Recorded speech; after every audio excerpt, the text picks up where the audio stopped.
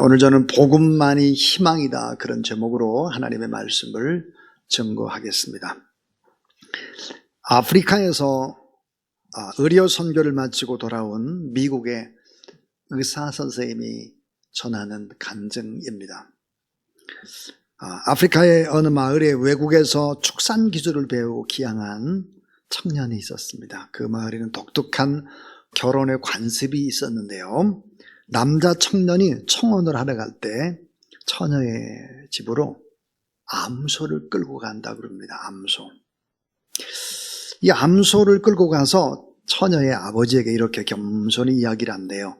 이 암소를 받으시고 딸을 저에게 주세요, 이렇게 이야기를 한대요.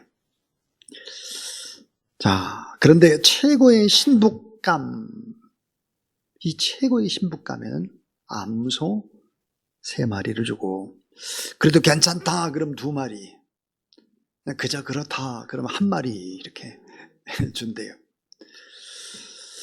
자, 그런데 이 청년이 친구들과 함께 이웃 마을로 청혼을 하러 갔는데 놀랍게도 살찐 암소 9마리를 끌고 간 거예요. 살찐 9마리 암소를 끌고 동네 역으로 들어가니까 동네 사람들이 깜짝 놀란 거예요. 술렁술렁 되면서 상대가 누군지를 궁금해했습니다. 마을 촌장 집도 아니고 지역 유지인 농장 주인의 집도 아니고 그 마을의 최고 부잣집도 그냥 지나가는 거예요. 그런데 한참 가더니 어느 허름한 집에 멈춰 섰습니다. 그리고 그 가난한 집 노인의 딸에게 청혼을 하는 것입니다. 그 딸은 겉으로 보기에는 암소 1마리도 좀 모자라는 사람, 부족한 사람이었는데 암소 9마리를 끌고 간 거예요. 자, 암소 1마리면 충분한 상대였는데 9마리를 주고 청혼하는 것을 보고 사람들이 야, 저 청년이 제정신이 아니구나, 잘못된 사람이구나, 이렇게 생각을 했습니다. 자, 미국에 있는 사는 의료봉사를 마치고 본국으로 돌아왔고 오랜 시간이 흘러갔습니다. 그리고는 다시 아프리카 그 마을로 또 의료봉사를 갔죠.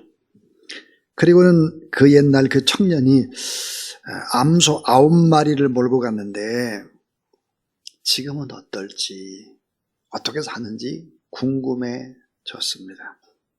그리고는 그 청년의 집을 방문했는데 이 청년은 아주 부자로 큰 사업가가 되어 있었습니다.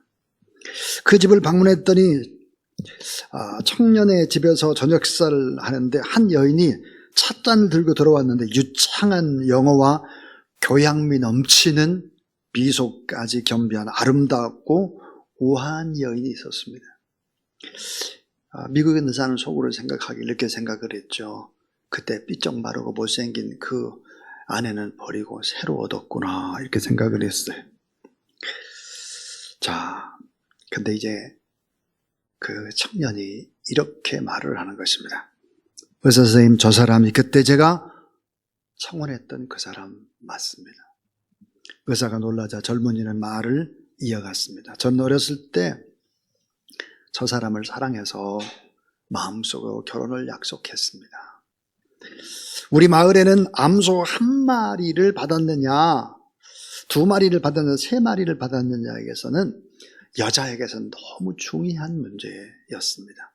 그 관습을 무시할 수 없어서 암소를 몰고 갔죠. 사실 제 아내는 암소 1마리면 족한, 그저 혼인 승인을 충분히 받을 수 있습니다. 그러나 내가 사랑한 여인이 한평생 자신의 가치를 암소 1마리 값으로 생각하는 것을 저는 원치 않았습니다. 그래서 결국은 9마리를 가지고 청혼을 하게 된 것입니다. 이 청년은 결혼 뒤에도 아내에게 공부를 해라, 또 외모를 꾸미라, 이렇게 요구한 적이 없었다 그럽니다. 있는 그대로의 아내를 사랑했고, 처음에는 놀랐던 아내는 당신에게는 암소 9마리 이상의 가치가 있다, 이 말을 계속하는 신랑, 이 신랑을 바라보며 살았습니다. 자, 9마리에 걸맞는 사람으로 바꿔지기를 시작했다. 미모와 지성을 갖춘 훌륭한 여성으로 변해갔다. 수군대던 동네 사람들마저 아름답고 지성적인 그녀를 존경의 눈빛으로 바라보기 시작했다. 이런 이야기입니다. 자, 하나님은 나를 위해서 독생자 예수 그리스도를 십자가에 못 박아 죽게 하시고 나를 구속하셨죠. 이것이 하나님이 매겨주시는 내 인생의 가격표입니다. 자, 하나님께서는 우리의 삶이 완전히 변화된 모습을 보시고 우리를 구원한 것이 아닙니다. 내 삶의 모습들이 다 아름답게 변화된 모습을 보시고 우리를 하나님의 아들, 딸 삼으신 것이 아닙니다. 예수 그리스도를 믿는 믿음 때문에 또 다른 이유가 있죠. 그것은 뭘까요? 변화될 가능성 때문에, 변화될 것을 믿기 때문에, 하나님이 우리를 믿어주고 신뢰하는 하나님의 자신감 때문에, 아직도 넘어지고 아직도 실수하고 아직도 범죄하고 아직도 형편없는 우리 같은 사람을 그냥 믿어주고 바라보고 그리고 계시는 것이죠. 암소 한 마리가 아니라 수천 수만 수억 마리보다 더 귀한 하나님의 아들 예수 그리스도를 십자가에 못 박혀 죽으시고 대신 아들과 딸로 삼으실 만큼 우리를 사랑하셨다.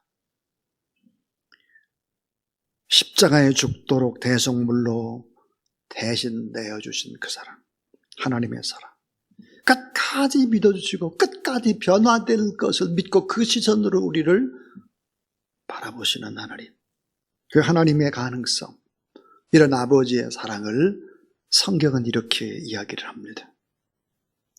하나님이 세상을 이처럼 사랑하사, 세상을, 바로 나를, 오늘 예배드리는 나를 이처럼 사랑하사 자기 아들을 십자가에 못 박여 죽일도록 그렇게 사랑하사 독생자를 주셨으니 이는 그를 믿는 자마다 멸망하지 않고 영생을 얻게 하려 하십니다. 오늘 우리가 누구일까? 하나님이 매겨주신 내 인생의 가격표, 그것은 뭘까요?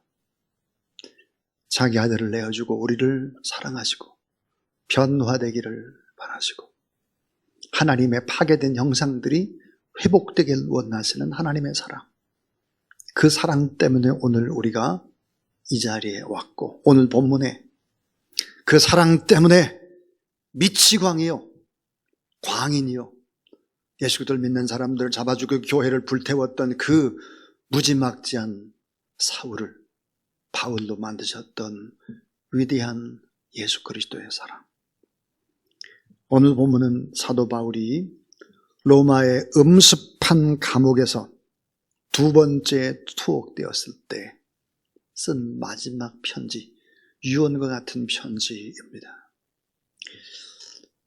저는 로마에 2번 가봤는데, 로마에 갈 때 이 2번 다 이 감옥에 들어가 보았습니다. 바위를 뚫어서 만든 감옥인데요, 채광과 환기가 거의 되지 않는 감옥, 이 감옥 속에서 자신의 죽음, 자신의 운명의 시간이 다가옴을 느끼고 그는 어떻게 살았을까? 이곳에서 AD 66년의 일인데요, 디모데후서는 유언과 같은 마지막 진실된 글이고 간절한 부탁이고 이 복음이 얼마나 소중한지를 디모데에게 편지로 권면하고 있는 내용입니다. 자, AD 66년에 이 디모데후서를 썼는데 1년 정도 후에 AD 67년에 바울은 순교를 당하는 것입니다. 사도 바울이 마지막 글을 쓰고 유언장과 같은 디모데후서를 디모데에게 보내는 것인데요, 자, 오늘 이 말씀 속에서 설교를 준비하면서 그런 생각이 들었습니다.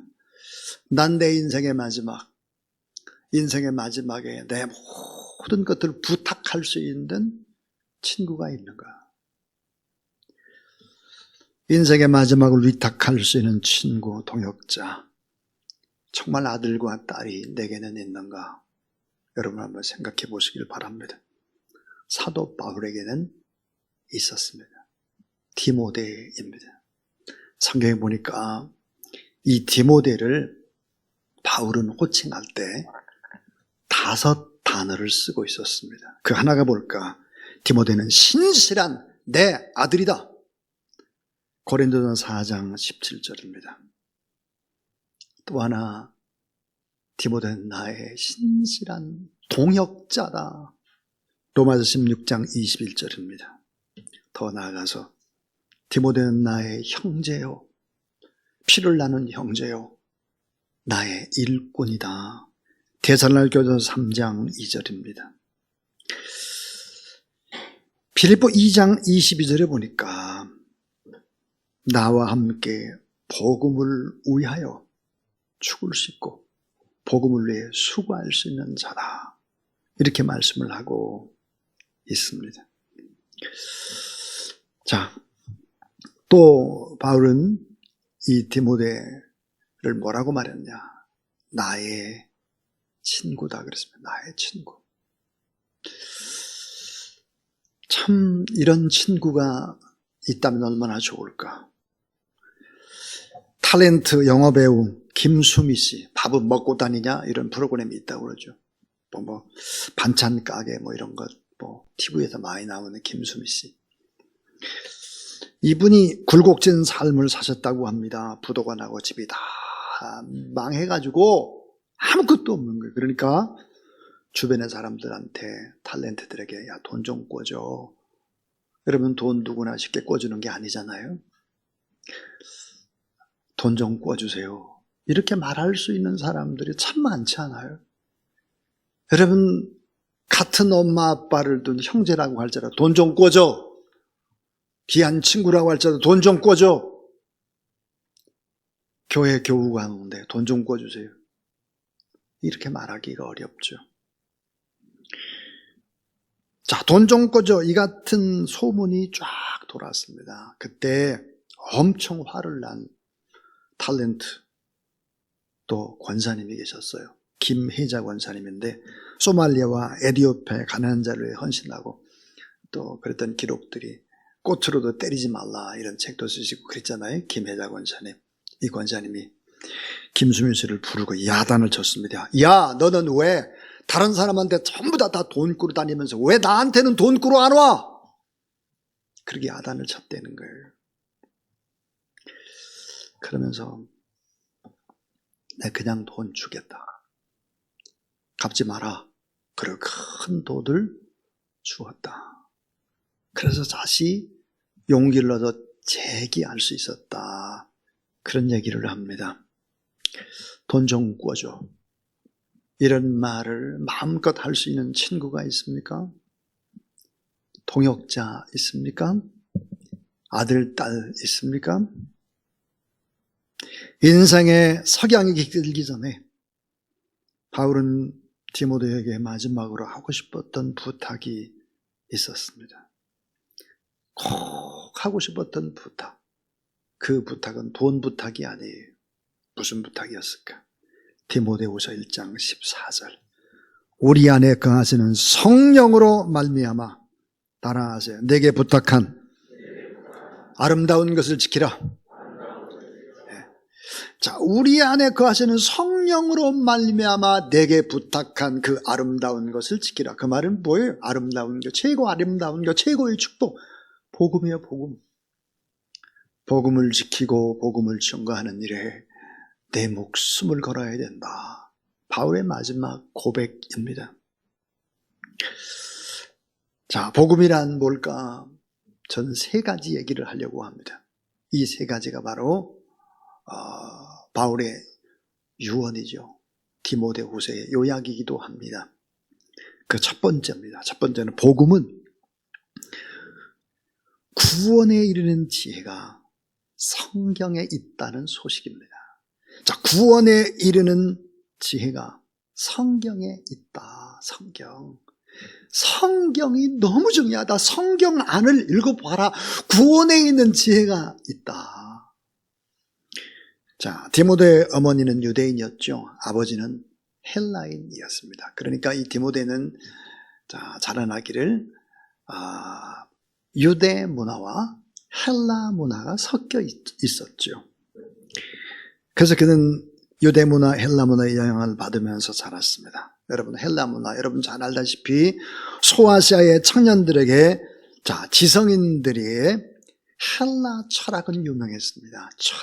철학이 지혜 있는 것이다, 이렇게 생각을 하고, 그래서 소크라테스나 플라톤이나 아리스토텔레스나 이 같은 철학, 인간을 온전히 변화시키고 인간을 구원해 줄 수 있는 지혜가 이 철학에 있는 것이 아니다라고 바울이 얘기하고 있습니다. 바울도 역시 자라나기를 다소에서 자라났습니다. 그러니까 디모데와 같아요. 예를 들어서 문화의 배경이 유대 문화나 헬라 문화를 다 경험한 사람이 바울입니다. 인간을 구원하고 인간을 찾고 죄와 죽음의 문제를 해결하는데 헬라 철학이 인간의 문제를 해결할 수 없다는 거예요. 사도 바울은 이같이 증언을 합니다. 고린도서 1장 21절입니다. 하나님의 지혜에 있어서는 이 세상이 자기 지혜로 하나님을 알지 못하므로 하나님께서 따라하세요. 전도에 미련한 것으로 믿는 자들을 구원하시기를 기뻐하셨도다.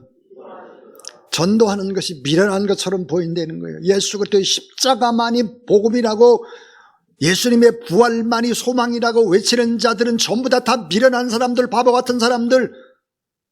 근데 하나님은 그런 과정을 통해서 예수 그리스도를 믿는 사람들을 하나하나 추수하신다 하는 거예요.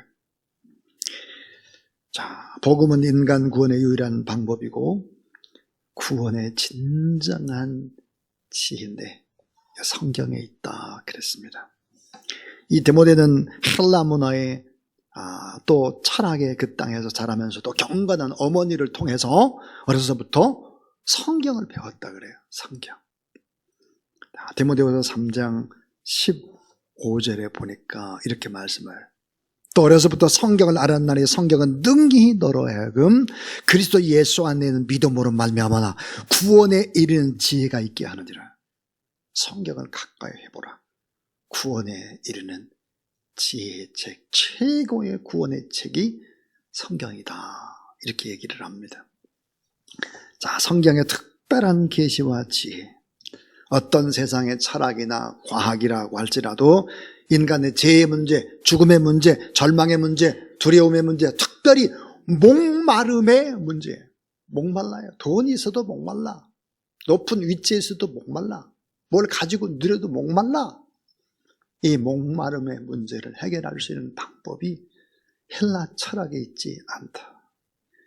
유일한 구원자 예수 그리스도에게 있다. 또 하나님께서 자기 아들 십자가에 죽도록 속죄의 제물로 내어놓은 사랑, 십자가에 죽으시고 다시 살아서 생명의 주인 되셔서 영생의 희망을 제시하는 성경, 이 성경이 바로 구원의 능력이다. 이것이 복음이다. 이것을 말씀하는 것이 오늘 성경입니다. 여러분이 앉아있는 성전 의자를 한번 보시면요, 거기 보면 기도문이 있죠. 기도문 한번 보세요. 하나님이여 내게 은혜를 베푸소서 그랬습니다. 하나님이여 내게 은혜를 베푸소서. 2022년 말씀 대행전, 그래서 하루에 한 장 이상 말씀 읽기, 전교인 1년에 1독 이상 하기, 주일 설교 말씀 한 번 더 듣기. 왜 이게 중요할까?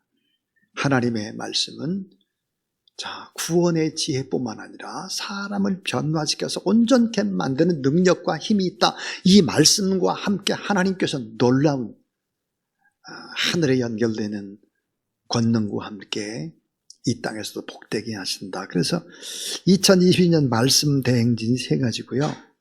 2022년 3대 실천 목표, 성전 예배에 힘쓰겠습니다. 말씀 큐티로 하루를 시작합니다.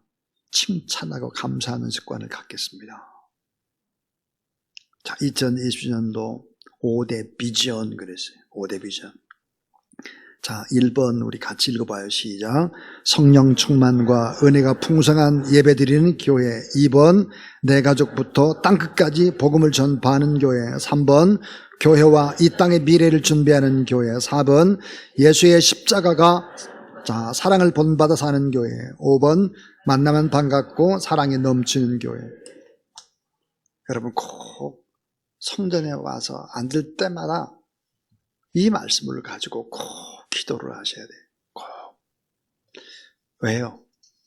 그래야 복음이 내 안에서 자라날 뿐만 아니라 또 복음이 증거되고 이 복음이 사람을 성숙하게 하고 능력 있게 하기 때문에 그런 거죠. 자, 두 번째입니다. 두 번째는 이 복음은 성숙한 사람으로 변화시키는 능력입니다. 이 복음은 성숙한 사람으로 변화시킨다. 디모데후서 3장 16절 17절에 보면 모든 성경은 하나님의 감동으로 된 것으로 교훈, 책망, 바르게 함, 의로 교육하기 유익하니 이는 하나님의 사람으로 온전하게 하며 모든 선한 일을 행할 능력을 갖추게 하려 함이라 그랬습니다. 여기 보니까 성경의 능력, 그 기적은 뭘까? 그 위력은 무엇일까? 7가지입니다. 7가지. 그 하나가 뭘까? 성경은 하나님의 감동 덩어리라는 거예요. 하나님의 감동, 성령의 역사로 만들어진 하나님의 감동 덩어리. 또 하나, 교훈 그랬습니다. 교훈. 교훈이 뭡니까? 이렇게 살아야 돼. 이렇게. 이게 진리야, 이게. 교훈입니다, 교훈. 책망 그랬어요. 그 길로 가면 안 되잖아. 그 가는 길이 지금 틀렸어. 책망. 바르게 함이 무엇입니까? 이제 이 길로 들어가 다시 시작을 해야 돼. 다시. 바르게 함. 의로 교육한다. 이 말은 뭐예요? 바른 행동. 다시 가는 길을 깨우쳐주고 올바른 삶으로 그 길을 걸어가라고 말씀하는 것이 의로 교육하는 거예요. 그 다음 온전케. 온전케는 뭐예요? 그러다 보면 성숙하게 되는 것입니다. 성숙한 사람으로 바뀐다. 또 하나는 하나님의 선한 뜻을 이루는 능력을 갖추는 것이 바로 하나님의 말씀입니다. 하나님의 선한 뜻을 이루는 능력을 갖추게 된다 그랬습니다. 자, 여러분 지금까지 했던 설교의 내용보다 훨씬 더 중요한 내용은 바로 이것입니다. D.L. 무디의 동역자인 투르벤 토레이 목사님께서 이런 말씀을 하셨는데 참 가슴이 와닿는 말씀입니다. 꼭 기억해야 될 말씀이에요. 이 땅에 정말 우리가 필요로 하는 번역 성경이 있습니다. 번역 성경. 그것은 우리의 삶으로 성경을 번역하는 것입니다. 여러분 왜 예수 그리스도를 믿는 사람이 손가락질을 받고 왜 주님을 섬기는 교회가 때로는 기도의 대상이 되기도 할까요? 그 이유는 무엇일까요? 그건 바로 번역 성경이 없어서 그렇습니다. 우리의 삶으로 하나님의 말씀대로 살아서 우리의 삶 자체가 번역 성경이 되게 하라. 하나님의 말씀으로 우리의 삶을 연주해 가라는 거예요. 여러분 아름다운 음악을 만들고 악기가 아름다운 소리를 내려면 튜닝을 해야 합니다. 하나님의 말씀을 튜닝을 하고 말씀으로 우리의 삶을 연주해 나가는 것. 말씀을 절대화시키고 순종하며 살아내는 삶. 삶이 있는 성도, 그 성도의 삶이 번역된 성경이 되도록, 성도의 삶이 연주되는 성경의 노래가 되도록 이렇게 살아가는 저와 우리 모든 하나님의 사람들 다 되기를 주의 이름으로 축원합니다. 이 복음은 우리가 죽어서 영원히 천국으로 가는 것만이 아닙니다. 지금 이 땅 이곳에서 삶을 온전케 만드는 것이 복음이죠. 깨어져 버린 하나님의 형상, 파괴된 하나님의 형상을 다시 회복하는 것입니다. 하나님의 형상이 무엇입니까? 그 형상이라고 하는 것은 거룩입니다. 사랑입니다.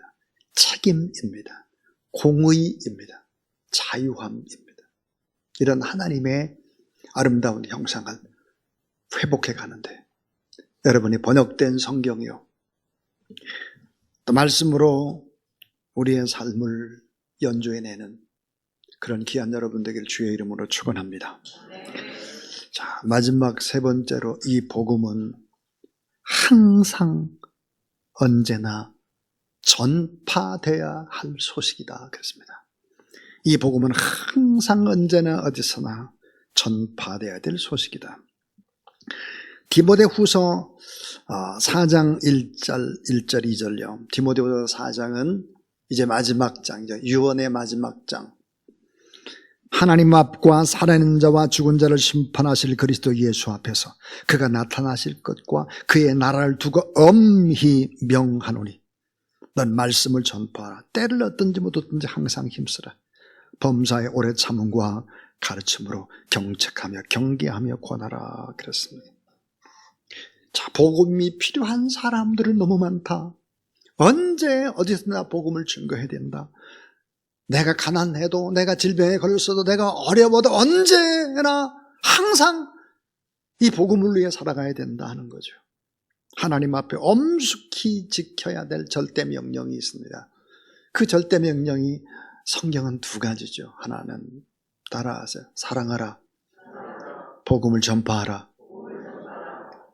사랑하는 것이고 복음을 증거하는 것이죠. 자, 마지막으로 부탁한다. 하나님 앞에 서약하며 엄숙히 순종해라. 산자와 죽은 자를 심판하실 하나님 앞에 다짐해라. 복음을 증거하라. 항상 어느 때든지 무엇을 하든지 복음을 전파하되 범사에 오래 참고 또 참고 또 참아라.